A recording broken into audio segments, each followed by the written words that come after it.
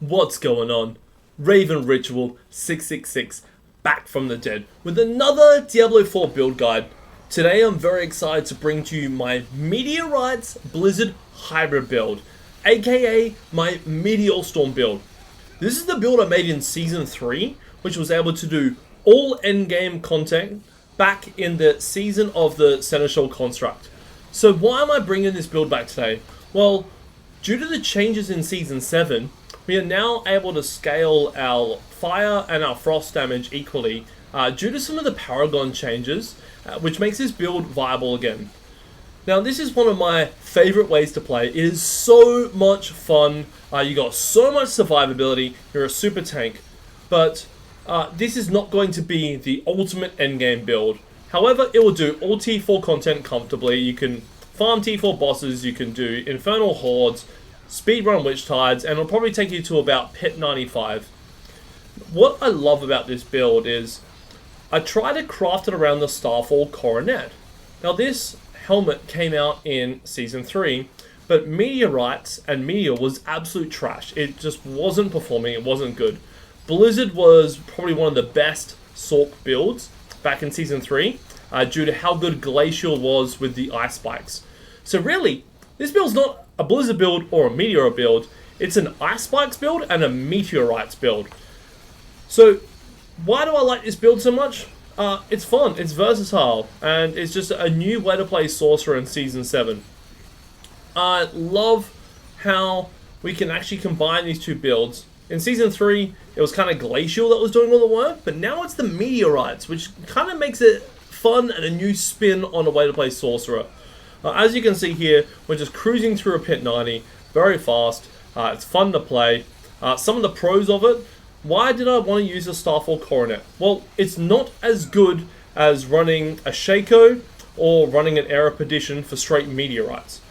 But I do love that you get the constant barrier with our skills, because every time we turn Meteor into a cooldown, we gain barrier, which makes us a super tank. It makes it fun to play, regardless of who you're playing with, and all around it's a fun way to play. You can see here we can just cruise through a Pit 90.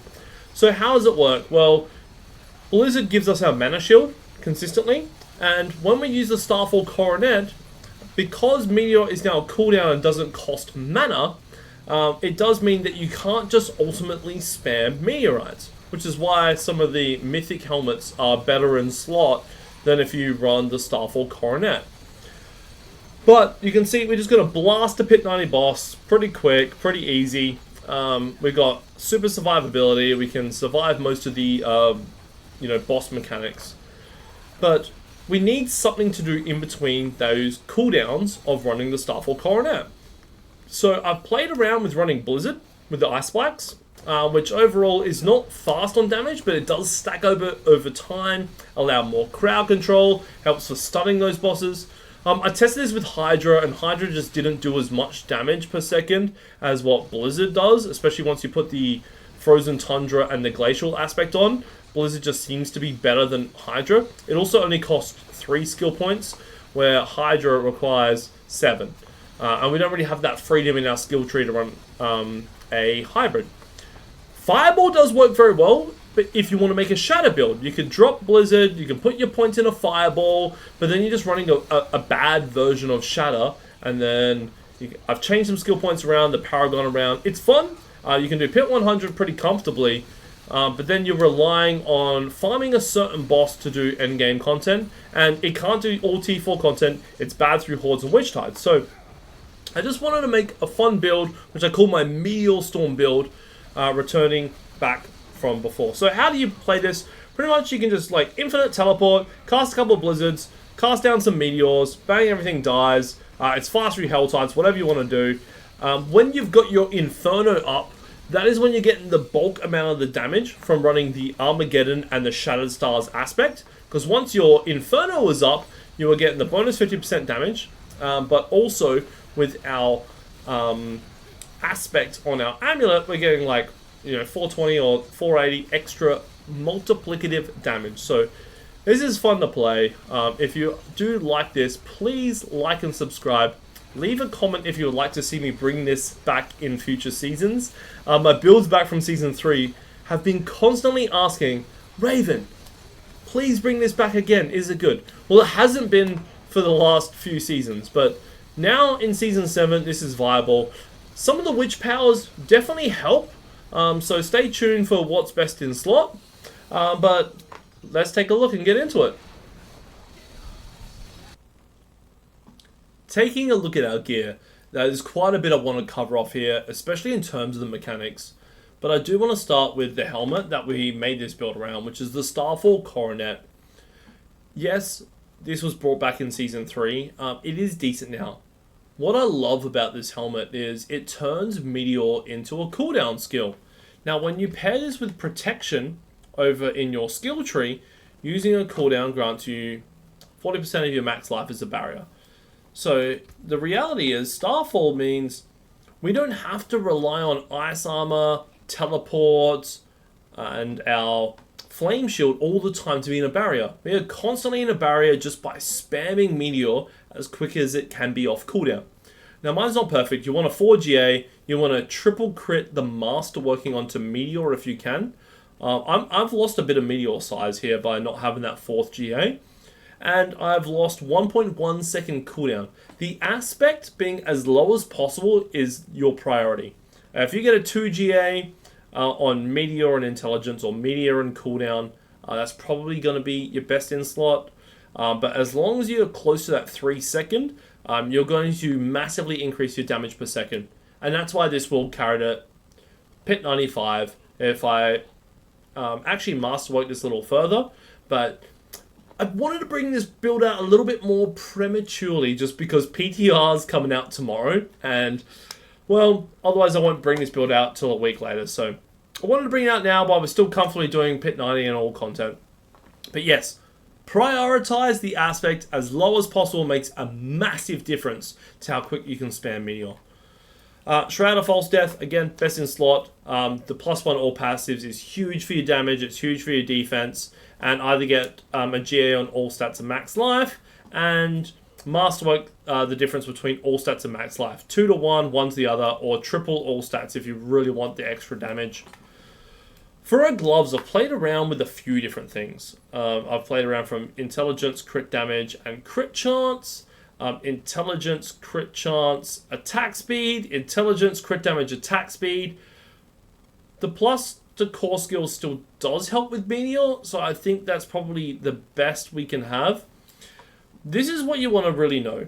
So this is a crit damage build when you look at our Paragon. We need to be getting to 100% crit chance. I'm sorry that some of my builds have these kind of requirements, but if we look here, my crit chance is 65%. Okay, we're at all resistance, so that's perfectly fine. So what can we do to get to crit chance? Well, we take the potion here, which is going to give us 6% more crit chance and increase our crit damage because it's a crit damage build. So we take Elixir of Precision 2. The 3 incense you want to run is Soothing Spices, just resistance to all. There's not many other better options. Plus it's bonus XP. We can see that we're not at armor cap. We're only at 682 armor. We do need to take Song of the Mountain to get us to the 1000 armor cap for our survivability. And then you can go all in intelligence. If you're still leveling and you're as high Paragon as me at 250 and you're short on something for your Paragon board, you can take Spiral Morning. But I always take Sage's Whisper for that intelligence. So that's going to get us capped on everything. How do we then get to our crit chance cap? Well, that is a great question because we actually run the rune, which is our Yule and Gar. So casting a skill with a cooldown, which we're always doing with Meteor, gives us 5% crit chance for 5 seconds up to 25%.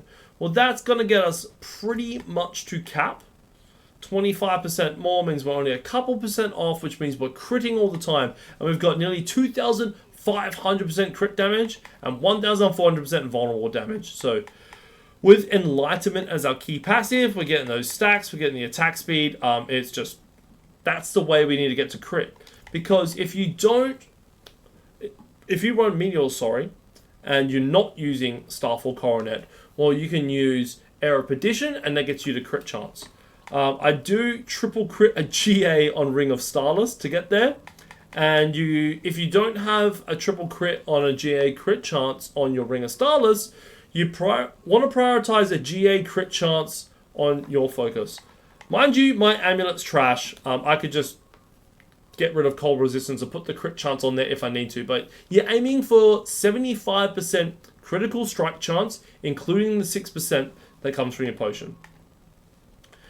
Shroud of False Death, for our runes, we run Tam Ohm. It's not as consistent as we would like getting the Warcry, just because it depends on your attack speed of how fast you can cast Blizzard to try to get the Warcry, but when it's up, it's very nice. You'll notice the damage increase, so I feel like that's just our best to run for now. The gloves, of course, we spoke about. What you want to temper on the gloves is meteor size. You want it to be larger. It helps create a better area with our meteorites. And crit damage. We want as much crit damage as we can get on this build. For pants, it's pretty similar to every other pair of pants that a sorcerer runs. Intelligence, max life. I run resistance to all elements to make sure we get to the cap. If you are fine with resistance and you're short on armor, you can put armor on there. Or life, depending on what you get on your boots. For boots, movement speed just kind of feels good.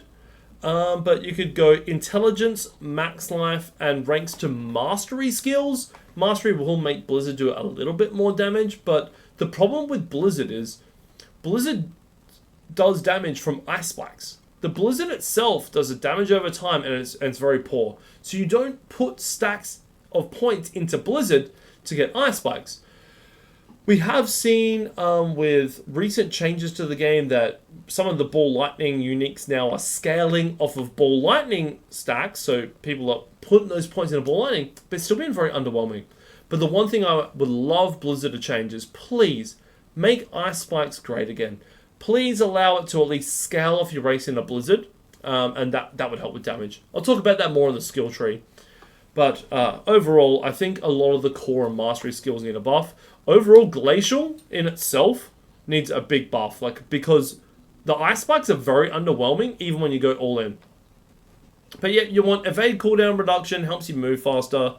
I put ranks to Meteor rather than Mastery, because in the future, if ice spikes scale off Blizzard, then ranks to Mastery would be better, but Meteorites do more damage than our ice spikes, so we just want to kind of scale Meteor a little bit higher. But yeah, max life, intelligence, movement speed, Meteor, armor, or mastery skills is going to be what you want for your boots. And make sure you get attacks reduce evades cooldown. It's very nice because we run teleport enchant. You want to be able to move fast when you're doing all content, and same as when you're pushing through a pit. I will go to my amulet next. So my amulet's trash. I'm missing a very important stat, which would be +2 intelligence. The goal is to try to get to 2,500 intelligence. I'm only at 2,400, but with the witch powers, we are getting the bonus to be over 2,500 for the last 30% crit damage from our Paragon. So every rare node is maxed. You want Glass Cannon and Permafrost, or Glass Cannon and Inner Flames. GA on Glass Cannon's the best. It did get a buff in the last patch, so it does do the most amount of damage, and we don't care about the trade-off for us taking more damage because we are very, very tanky.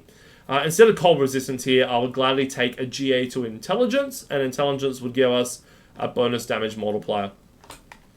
Ring of Starless, guys. For this, we actually need GA on crit chance, unlike a lot of other Sorc builds that need attack speed.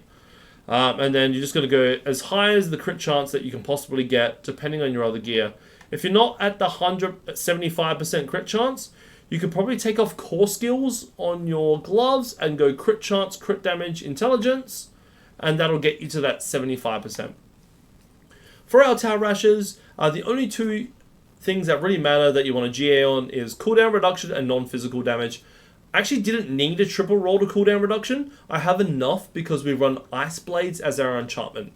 Now, the two caps in our skills of attack speed or cooldown reduction, it just feels better to play when you have cooldown reduction as the passive in Ice Blades. it just means everything's off cooldown faster from Inferno, which helps us get a lot more damage out of our aspects, as well as just our meteors. Like, it just helps in general. So I did skip over some of the aspects. Gloves, we run Frozen Tundra. You need that to make ice spikes work, because the ice spikes deal cold damage, and the ice spikes have increased explosion radius. You really need that.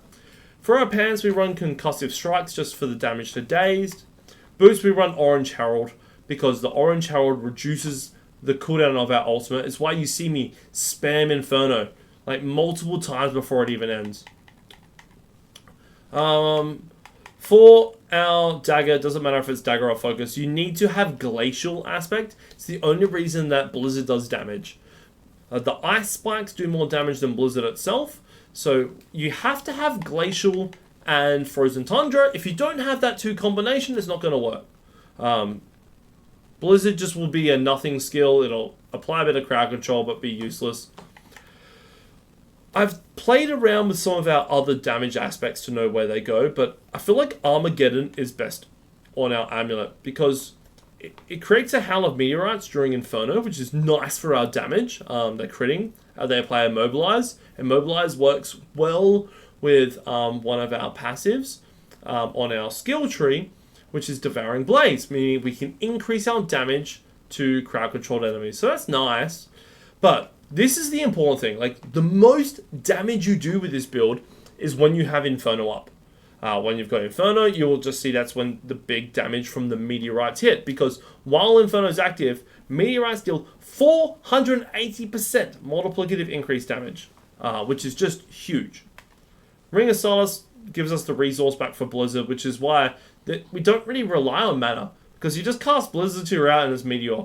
And you kind of got this fun skill between, like, going Blizzard. You just keep smashing those two buttons between Blizzard and Meteor.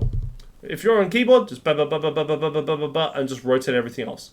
Your controller, just slap your two triggers, and it's just really fun to play. You feel like you're a cowboy, just going Blizzard Meteor, Blizzard Meteor, Blizzard Blizzard Blizzard Meteor, Blizzard Meteor, Blizzard Meteor, ba ba ba ba ba ba ba. And that's why I love playing this build. It's so strange to either play two core skills or two mastery skills. Not many builds do it that can do this well, and it's just kind of fun because, oh, mana. Oh, I've got meteors. Oh, I've got meteor cooldown. Oh, I've got Blizzard. Fun to play. Tail Rashes, it's super important. I tried playing this with Blu-rays to increase our ice spike damage and our crit damage and a couple other different glyphs in our Paragon. It's just bad. Meteorites just don't do enough without Tail Rashes. Ice spikes do a bit more, but the damage increase on the ice spikes compared to the damage loss of not running Tail Rashes on our meteorites is just bad. One day, we're going to get a season where ice spikes and meteorites are both going to be on par, and this build's going to cook. Like, it'll really cook. For now, it's doing all in-game content, and it's fun to play, but it's not absolutely cooking. We need Shattered Stars as our focus. This is giving us our increased damage on meteorites, which is super fun to play. It burns the ground for additional damage, but that's not overly important. In the build guide in the description below on Mobilytics, I am a Mobilytics content creator. I do have the perfect setup. I just run Intelligence, Max Life, and Crit Chance. A GA on Crit Chance would be kind of nice to have. It just depends on what you have. If you've got a GA Crit Chance here, you could probably run Int, Max Life, and Lucky Hit Chance to restore primary resource, just for the sometimes that you're out of mana with Blizzard. Or you could just go more crit damage, or you could go cooldown reduction. So it's kind of up to you depending on what build you're running. And then, yep, Glacial here, Shadow Stars here. Looking at our Witch powers, in my build description in Mobilytics, we do run the Cycle. The Cycle is going to help us more depending on what Occult Gems you run. The Occult Gems we want to run, I'll explain a little bit later. I run Doom Orb for some content, but if you have Friend of the Bog, you're going to be much better off with running the Cycle, because Friend of the Bog is just probably the best thing we have, because it makes you unhindered, plus the increase to your main stat for more damage. But Aura Siphoning, It's a growth and decay plus an aura. It's going to help us to apply an aura and a hex at the same time. It also is going to help us to apply vulnerable with some of our other witch powers. Previously, we used to need lucky hit chance to apply vulnerable or a way to apply vulnerable, but with the witch powers, we have a way to permanently apply vulnerable. To apply vulnerable, we just use Shaken Soul. Your Eldritch effects apply vulnerable for 9 seconds. Your Psych and Growth Decay apply vulnerable for half of this duration. Well, if I actually get to the right witch power, we using our Occult Gem means that our core skills apply vulnerable, which is Blizzard and Meteor. So we only run Shaken Soul because it means Meteor and Blizzard in itself apply vulnerable every 1 second. So we don't really need to worry about having more Eldritch effects. It's just that's our vulnerable with our main core mastery skills. Aura Siphoning, of course, we need a Hex because Growth and Decay and Hex. We run one of the legendary Occult Gems that when an enemy is affected by an Aura and a Hex, they get up to 5% more damage from us. So it's just a nice way to apply more damage. Plus, Hex of Whispers gives us Fortified. Just makes us extra tanky. It does a little bit of damage. It's not too bad to have, but yeah. Same as Growth and Decay skill. Apply more vulnerable. So if enemies get close to us, guaranteed vulnerable. Soul Harvest, we want to increase our intelligence. As you can see here, I'm just short of intelligence at 2,400. We need to be minimum 2,500. So as soon as I cast a cooldown, which is all the time, especially with Meteor being a cooldown, that stacks up. I'm over 2,500. I get my bonus crit damage from Paragon. So it's just a huge damage with our intelligence. And then finally, Breath of the Coven, just for the attack speed. Blizzard does go a little bit slow, which makes Ice Spikes a little bit slow. Same as Meteor can fall a little slow. So between us running an Eldritch, Psych and Growth and Decay, we've got that bonus attack speed that just makes us be able to blast this so much faster. Okay, well, let's have a look at some of our skills, the Paragon board, and our Mercenaries. I'll try to go a little bit quick, but again, if you're this far, please subscribe. It really helps me to keep making this content. And let's look at the next part. So starting with our assigned skills, we go Blizzard, of course, Meteor, of course.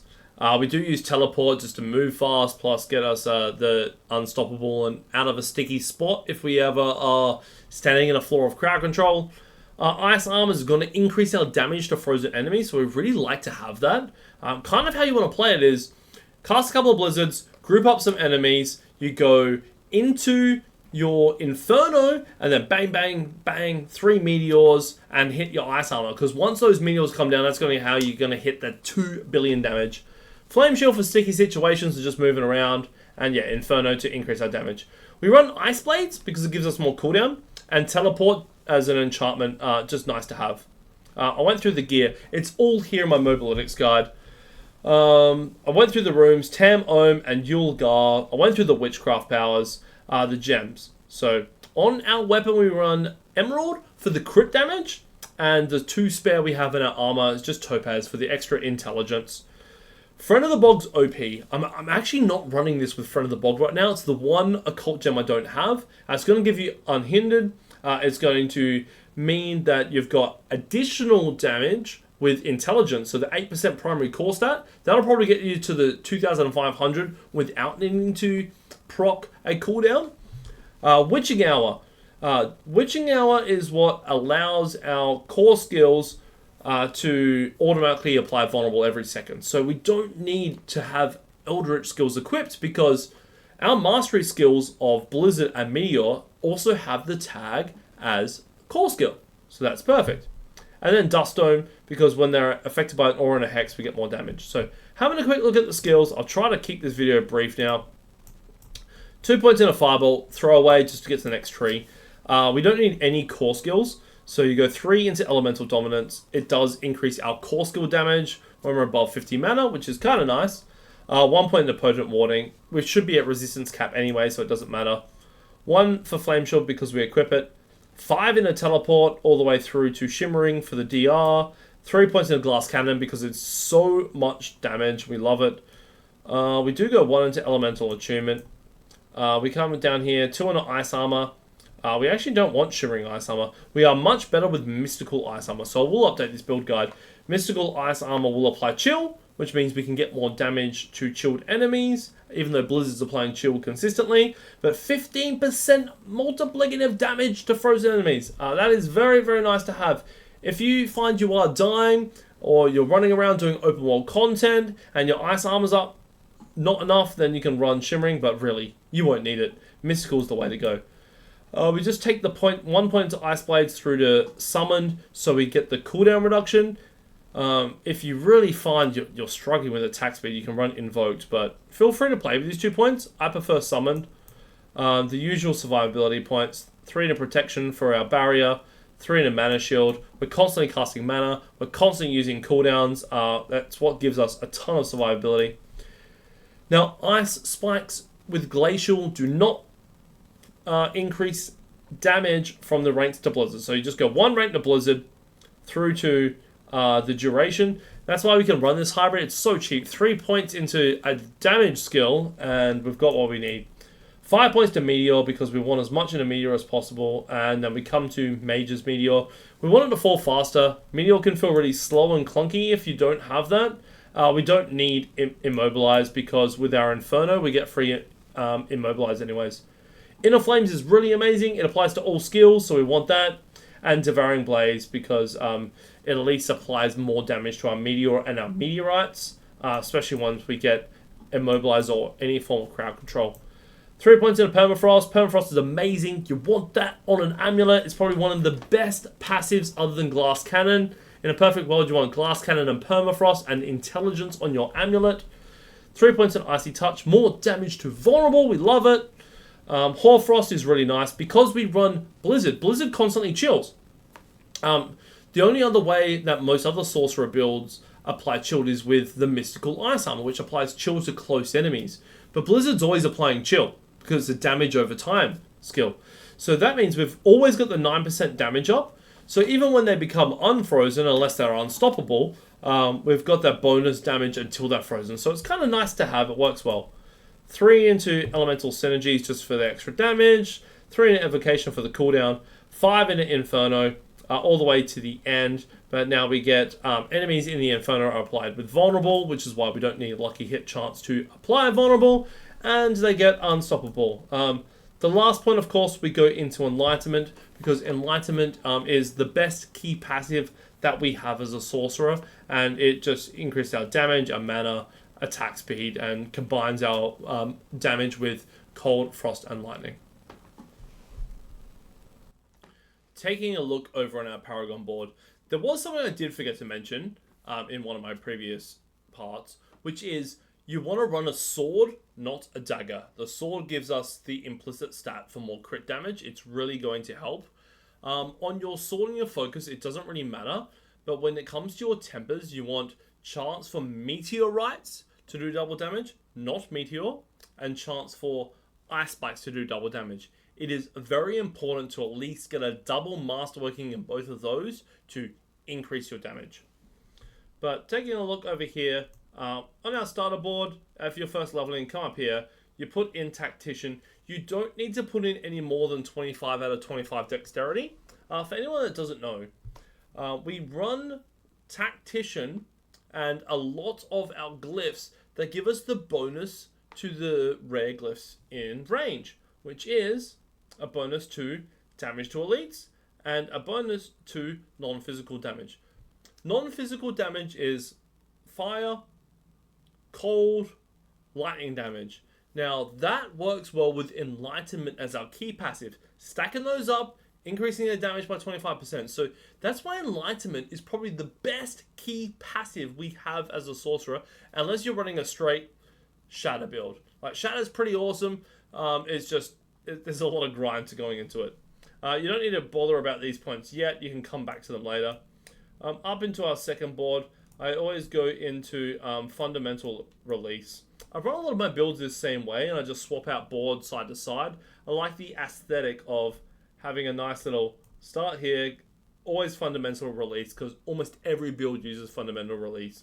Second board, third board, and the final. But we come up here, We're going to use Destruction because we need the critical strike damage. It's a crit build, so you pick up everything you want. Again, we're going to get the bonuses to Vulnerable and non-physical. You can follow the guide. I'm not going to go into every rare board and why we use them. Trust in the guide. It works. It's best in slot. We come into Frigid Fate. Frigid Fate, we are going to run Unleash. Again, it gives us a bonus to magic nodes in range, and magic nodes is going to help again with our vulnerable, along with our non-physical damage, buffing our enlightenment. And finally, for the rare node, Frigid Fate, so we get a massive amount of vulnerable damage, and it's up to like 60%. So for the third board, we come across into Icefall. Icefall, we pick across into the Glyph. We grab Elementalist. Elementalist is amazing. Again, it's buffing rare nodes in range, which is giving us vulnerable damage, as well as cold damage. And we need that little bit of cold damage for 1 enlightenment, but 2 for our ice spikes. And then frost skills do increased damage, but it's doubled again to frozen enemies and bosses. So we really need that. Like, Icefall's so nice this season. Same as Searing Heat. Like, Searing Heat's now buffed to all of our skills. So you come across here, we pick up Reinforce. Again, we're going to buff our rare glyphs in slot, so increase fire damage. We increase cold on the last board. Increase critical strike damage, which works for both our skills, for our Blizzard Ice Spikes and our Meteorites. And we come down and we pick up our Searing Heat node. Searing Heat's also super buff this season. Works for both Ice Spikes and our Meteorites, not just for Pyromancy skills. Looking at our Mercenaries, I'll keep it short. We go Subo. Subo's amazing because we can get the 25% increased crit damage. Most builds run Subo. It's nice to see your enemies if you're going to teleport through walls. We do run Rahir. This, again, is if you have the Vessel of Hatred DLC. If you don't worry about the Mercenaries. You won't have them. It's only part of the expansion. Skill, we use Bastion and Blizzard. So every time we're casting Blizzard, because that's sometimes our opener, we can stay in the shield and we can prevent how much damage we take. If you're struggling on attack speed and damage per second, you can probably just run Variana and use Bloodthirst with Blizzard. So every time you open a fight with Blizzard, she goes forth, you increase your attack speed, it's going to make your Meteorites fall faster. So you don't need Rahir. You can use Variana with Bloodthirst and with your Blizzard still as your skill of opportunity. I don't like to run Rahir as a, like, when you're injured, because when I'm injured, I've got 2 panic buttons. I teleport and a flame shield. And then I always leave Rahir's Bastion behind. But guys, if you've learned something today, please give this build a like. Give it a go. Let me know in the comments if you are going to play a non-meta build this season. And if you've actually learned something today. Because a lot of what we've talked through from some of these skills and interactions are viable for all of Diablo 4 if you are a sorcerer. Subscribe to the channel. I really appreciate it. We're working towards getting that 1K subscribers on YouTube. I'm live on Twitch on Tuesdays, Thursdays, and Saturdays. That's Australia time, if you can't tell from my accent already. But yeah, official Diablo partner, Mobilitics creator. The build guide is in the description. I will see you all on the next one.